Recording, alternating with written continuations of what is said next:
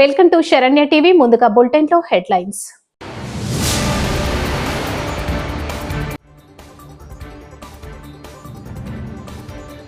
జగన్ సత్తెనపల్లి పర్యటనకు అనుమతి నిరాకరణ.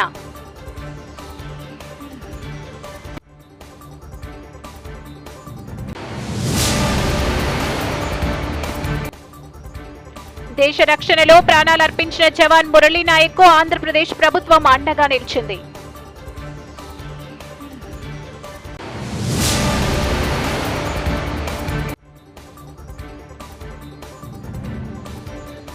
పోలవరం బనకచెర్ల వల్ల ఎగువ రాష్ట్రాలకు ఎలాంటి నష్టం లేదు.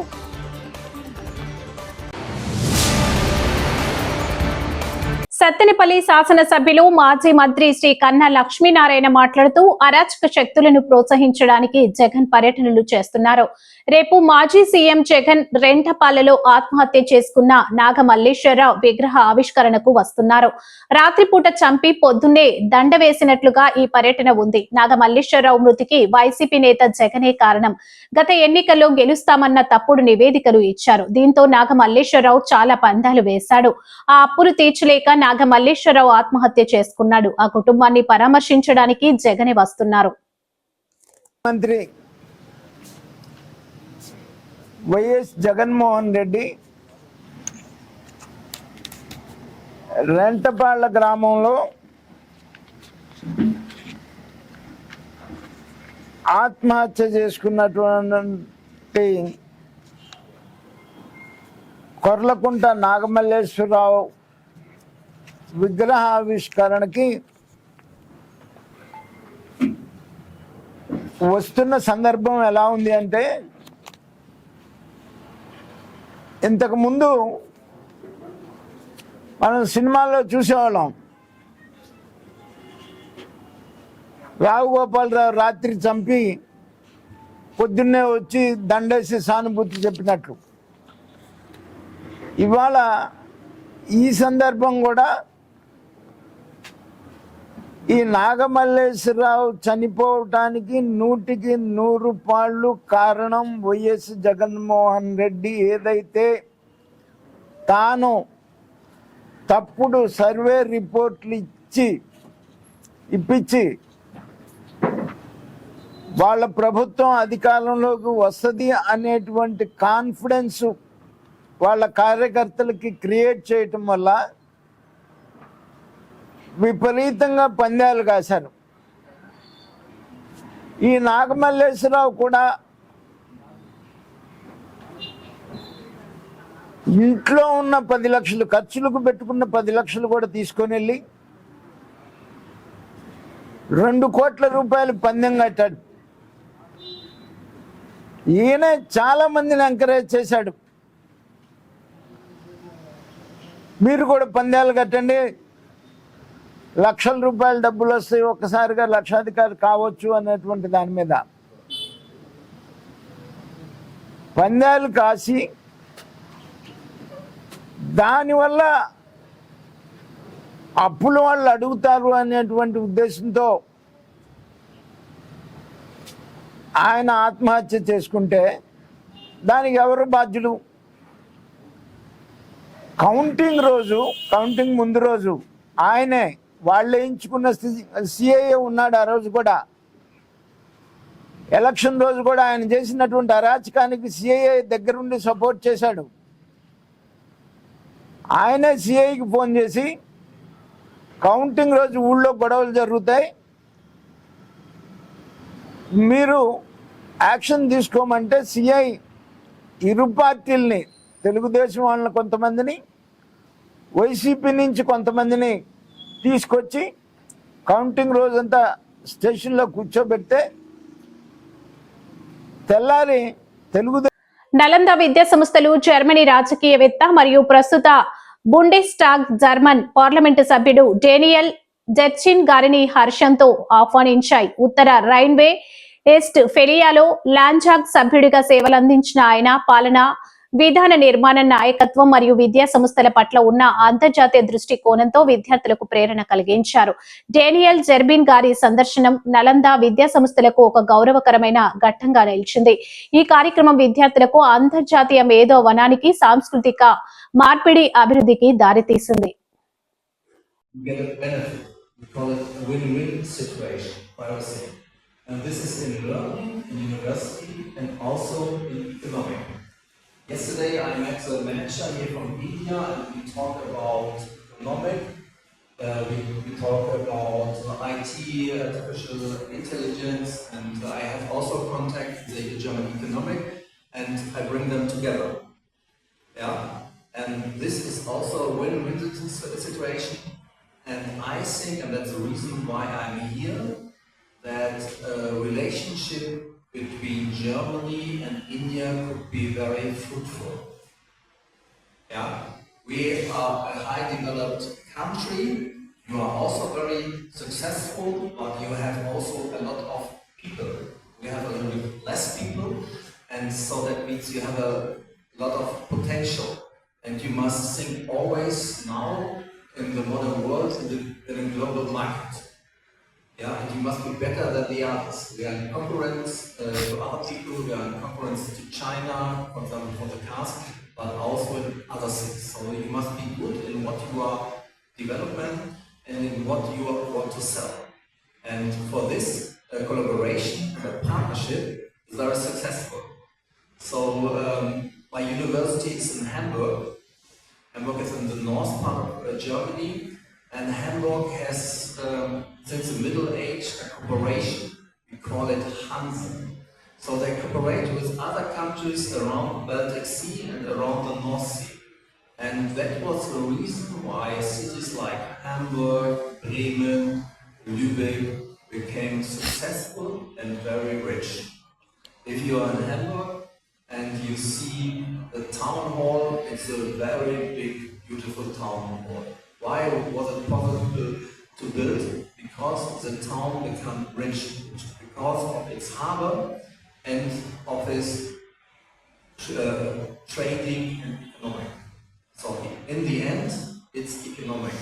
That is very important. So that was a small speech now again. Sir, I'm Hansika from IBC.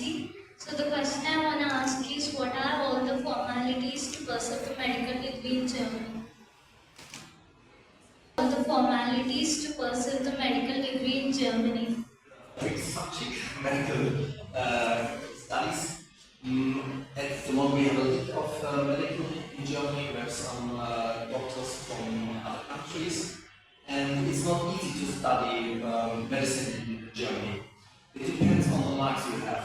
We call it NC, that's numerus clausus.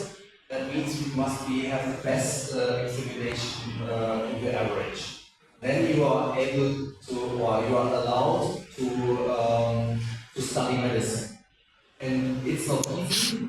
There's a, we call it physicum, and this examination you must pass. So the border, come inside, other.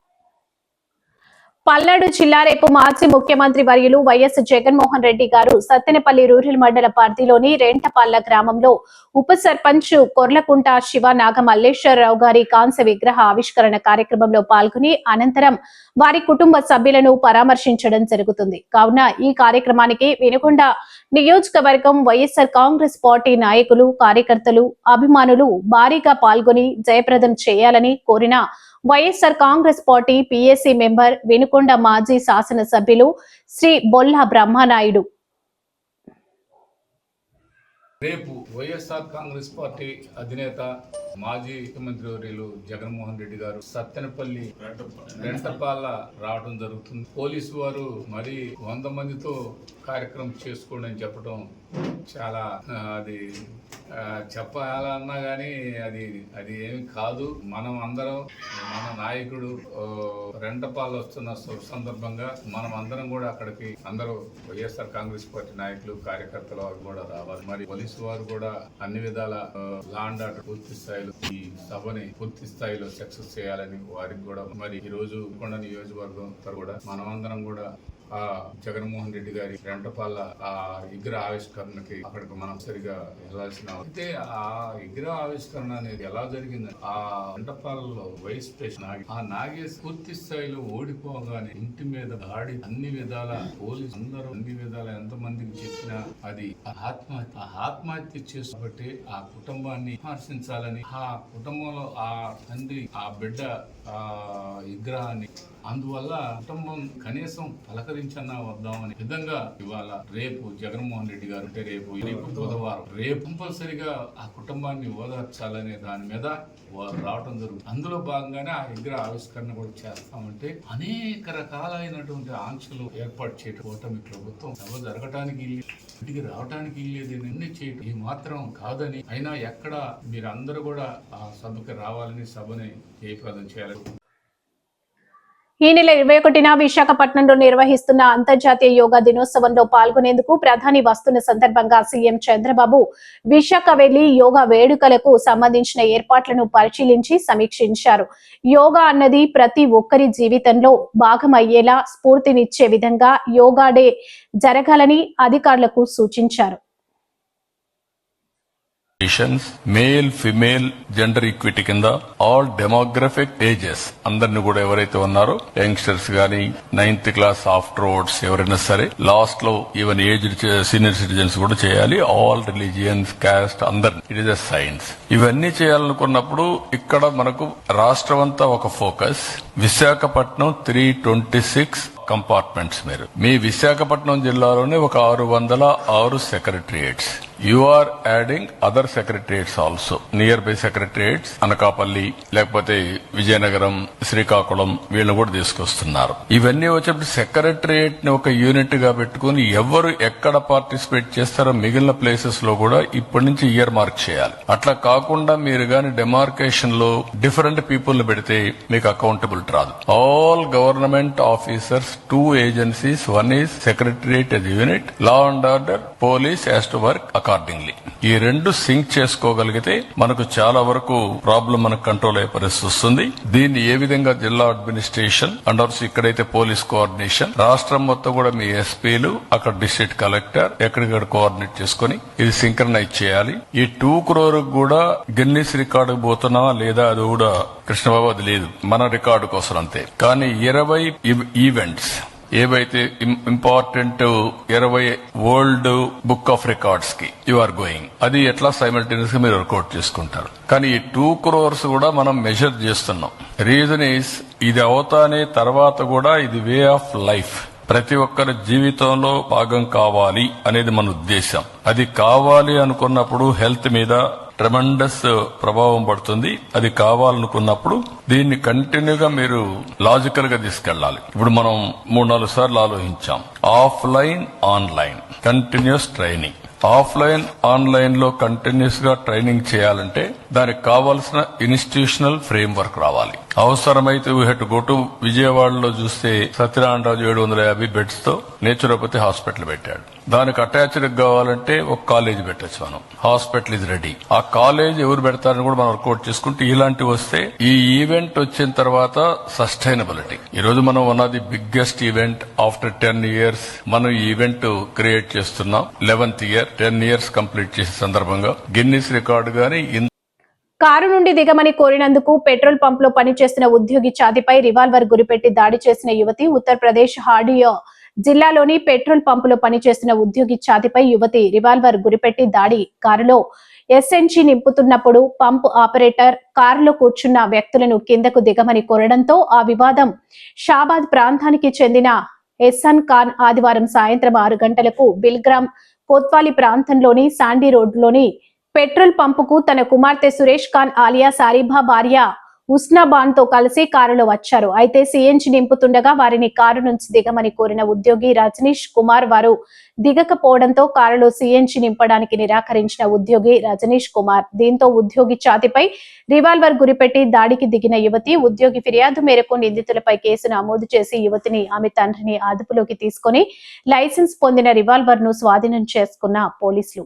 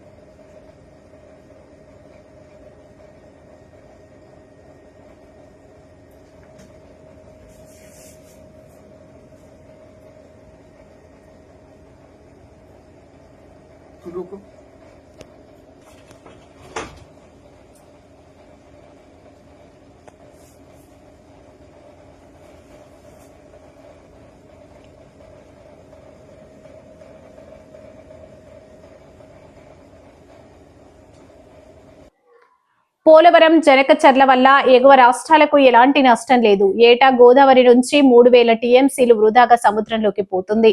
Polavaram వద్ద లభ్యమయ్యే గోదావరి వరద జలాలను మాత్రమే ఉపయోగించుకుంటాం. వృధాగా సముద్రంలోకి పోయే నీటిని మాత్రమే జనకచర్లకు తరలిస్తాం. ఎక్కడా నికర జలాలను వాడట్లేదని స్పష్టంగా చెబుతున్నాం. వాస్తవాల్ని వక్రీకరించి ఏదైతే మరి మాట్లాడుతూ ఉన్నారో, ప్రెస్ ద్వారా చెప్తూ ఉన్నారో, అటువంటి స్థితి నుంచి ఏది వాస్తవాలు, ఏది అవాస్తవాలు, ఏవి నిజాలు అనేది ప్రజలందరికీ కూడా, ప్రత్యేకించి ఉభయ రాష్ట్రాల తెలుగు ప్రజలందరికీ కూడా తెలియజేయాలనే ఉద్దేశంతో ఈ యొక్క బనకచర్ల ప్రాజెక్టు వాస్తవాలు అనే విషయాన్ని మీ సందర్భంగా తెలియజేసుకుంటూ, మరి అందులో భాగంగా ముందుగా మరి మీ అందరికీ కూడా తెలియజేసుకుంటూ ఉన్నా, ఏదైతే ఈ యొక్క పోలవరం మరి యొక్క బనకచర్ల ప్రాజెక్ట్ ఏదైతే ఉందో, మరి దీని యొక్క స్వరూపం మీ అందరికీ తెలుసు. ఎందుకంటే మన రాష్ట్ర ప్రజలుగా, అదేవిధంగా ప్రెస్ తో మేము చాలా సార్లు కలిసి ఉన్నాం కాబట్టి దీని యొక్క స్వరూపం అంతా కూడా చాలా వరకు మీ అందరికీ తెలుసు. కానీ మీ ద్వారా మరి వేళ ఉభయ రాష్ట్ర ప్రజలకు కూడా తెలియజేయాలనే ఉద్దేశంతో ఏదైతే గత 50 సంవత్సరాలుగా పోలవరం సంబంధించి ఏదైతే గోదావరి నది ఏదైతే ఉందో, మరి యొక్క గోదావరి నదికి ప్రతి సంవత్సరం కూడా 3000 టీఎంసీల నీరు మరి వృధాగా సముద్రంలో కలిసిపోతున్నటువంటి పరిస్థితి మనందరికీ తెలుసు. ఇది ఏదో ఒక సంవత్సరం కాదు, దగ్గర లాస్ట్ 50 ఇయర్స్, గత 50 సంవత్సరాల చరిత్ర తీసుకుంటే గోదావరి నది నుంచి వృధాగా 3000 టీఎంసీల నీరు వృధాగా సముద్రంలో కలిసిపోతుంది. వృధాగా సముద్రంలో ఉప్పు నీటిలో కలిసిపోతున్నటువంటి పరిస్థితి. ఇది చరిత్ర, ఇది వాస్తవం అనే విషయాన్ని ముందుగా మీ అందరికి కూడా తెలియజేసుకుంటూ ఉన్నా. అటువంటి వృధాగా సముద్రంలో కలిసిపోయేటువంటి 3000 టీఎంసీల నీరులో 200 టీఎంసీల నీరు, అంటే రోజుకి 200 టీఎంసీల చొప్పున 100 రోజులు 200 టీఎంసీల నీరుని మనం యొక్క పోలవరం బనకచర్ల ప్రాజెక్టుకు తీసుకురావాలనే ఉద్దేశమే ఈ ప్రాజెక్టు స్వరూపం అని చెప్పి తెలియజేసుకుంటూ, ఈ పోలవరం బనకచర్ల ప్రాజెక్టు సంబంధించి 3 సెగ్మెంట్లుగా దీన్ని మనం నిర్మాణంలో వెళ్తూ ఉన్నాం. అందులో సెగ్మెంట్ 1 చూసినట్లయితే పోలవరం నుంచి బనకచర్ల, మరి పోలవరం నుంచి ప్రకాశం బ్యారేజ్ వరకు కూడా మరి సెగ్మెంట్ 1 కింద, అదేవిధంగా సెగ్మెంట్ 2 చూస్తే దేశ రక్షణలో ప్రాణాలు అర్పించిన జవాన్ మురళీ నాయక్ ఆంధ్రప్రదేశ్ ప్రభుత్వం అండగా నిలిచింది. చంద్రబాబు గారు మాటిచ్చిన విధంగా రాష్ట్ర ప్రభుత్వం తరపున 50 లక్షలతో పాటు ఇంటి స్థలం పట్టా మురళీ నాయక్ తల్లిదండ్రులకు మంత్రి సవిత అందజేశారు. మేమందరం మీ కుటుంబానికి అండగా ఉంటామని చెప్పాం. ఖచ్చితంగా మేము అండగా ఉంటామని కూడా తెలియజేస్తూ, ఆ రోజు ముఖ్యమంత్రి చంద్రబాబు నాయుడు గారు, యువగళం అధినేత నారా లోకేష్ బాబు గారు, డిప్యూటీ సీఎం గారు, స్వయాన యువగళం అధినేత నారా లోకేష్ గారు డిప్యూటీ సీఎం గారు ఇక్కడికి వచ్చి ఘన నివారణలు కూడా అర్పించారు. ఆ రోజు ఏదైతే ఈ కుటుంబానికి అండగా ఉంటాం అని మాట చెప్పామో దాని ప్రకారం ఈ రోజు ముఖ్యమంత్రి చంద్రబాబు నాయుడు గారు ప్రభుత్వం తరఫున 50 లక్షల రూపాయల చెక్కు, 5 ఎకరాల పొలము, 6 సెంట్ల స్థలము, గోరెంట్ల లేఅవుట్ లో అందజేశాం. అదే విధంగా వారు వీర జవాన్ సమాధి కూడా 14 లక్షలతో సమాధి కూడా నిర్మాణం చేశాం. అదే విధంగా వారి ఇంటి నుంచి మరి సమాధి వరకు సీసీ రోడ్డు కూడా శాంక్షన్ చేశాం. మరి వారు తల్లిదండ్రులు, గ్రామస్తులు అందరూ కోరుకున్నట్లుగానే ఈ ఊరి పేరు కూడా మార్చాలన్నారు. అవి రెవెన్యూ రికార్డ్స్ పద్ధతి ప్రకారం అడుగులు వేస్తున్నాం. అంతేకాకుండా వీర జవాన్ విగ్రహాన్ని కూడా మనం ఏదైతే జిల్లా హెడ్ క్వార్టర్స్ పుట్టపర్తిలో విగ్రహం పెట్టాలనుకుంటాం, దానికి కూడా ఆల్రెడీ విగ్రహాన్ని కూడా తెనాలిలో ఆర్డర్ చేశాం. అదే విధంగా గోరెంట్ల హెడ్ క్వార్టర్స్ లో కూడా మనం అందరం, ఆయన అందరికీ స్ఫూర్తి, యువతకు ఒక స్ఫూర్తి, ప్రతి ఒక్కరికి ఈ వీర జవాన్ మురళీ నాయక్ అందరికీ స్ఫూర్తి. దానికి గాను విగ్రహం కూడా ఏర్పాటు చేస్తున్నాం. వారి తల్లిదండ్రులకు ఎప్పుడు ఎల్లవేళలా మేమంతా అండగా ఉంటామనే విషయం కూడా తెలియజేస్తున్నాం.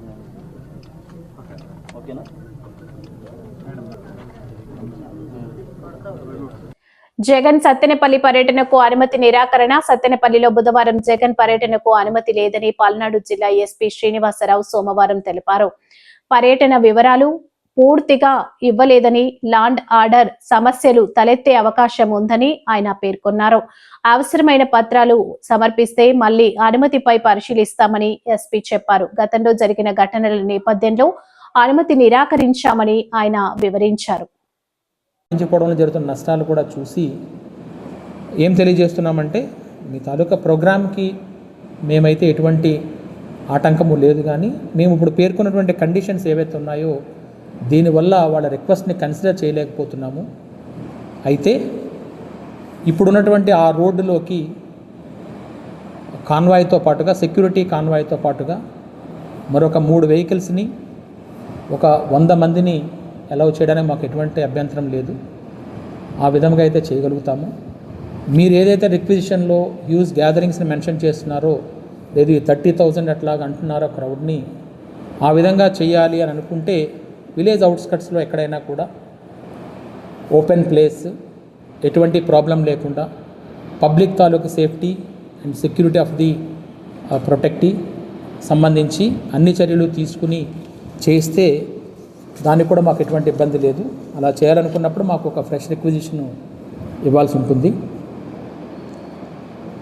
అలాగే ఇటువంటి లార్జ్ గ్యాదరింగ్స్ ఏమైనా ప్రోగ్రామ్ చేస్తున్నప్పుడు మినిమం 7 days ముందుగా మాకు ఈ పర్మిషన్ అప్లై చేయగలిగితే మేము కూడా మెన్ మొబిలైజేషన్ కానీ మిగతావన్నీ కూడా చేయాల్సి వస్తుంది.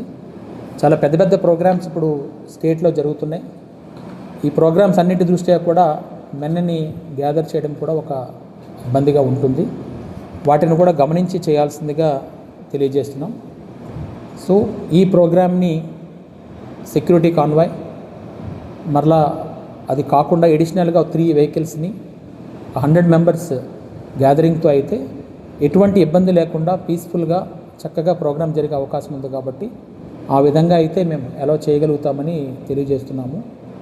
ఈ లార్జ్ గ్యాదరింగ్స్ అయితే వాడు అడిగిన రిక్వెస్ట్ని అయితే కన్సిడర్ చేయలేకపోతున్నామని కూడా తెలియజేయడం జరుగుతుంది. ఇది కాకుండా వేరే విధంగా ఏమైనా వస్తే మాత్రం చట్టపరంగా ఏవైతే ఉన్నాయో ఆ చర్యలన్నీ తీసుకోవడం జరుగుతుంది. అలాగే ఆర్గనైజర్స్ ఎవరైతే ఏవైనా ప్రపోజల్స్తో వస్తారో వాళ్ళు పూర్తి సమాచారాన్ని కలిగి ఉండాలి. ప్రోగ్రామ్ ఏంటి, ఎంతమంది వస్తారు, ఏ విధంగా వస్తారు, ఎన్ని వెహికల్స్తో ఉంటుంది, తర్వాత సెక్యూరిటీకి సంబంధించి కూడా ఒక పూర్తి అవగాహనతో ఉంటే దానికి సంబంధించి మేము ప్లాన్ చేయగలుగుతాము. పూర్తి వాళ్ళతో సహకరించి వాళ్ళతో కోఆర్డినేట్ చేసి ప్రోగ్రామ్స్ని ఎటువంటి ఇబ్బంది లేకుండా ఎటువంటి శాంతి భద్రతల విఘాతం కూడా కలగకుండా చేయగలుగుతామని తెలియజేస్తున్నాం. Thank you.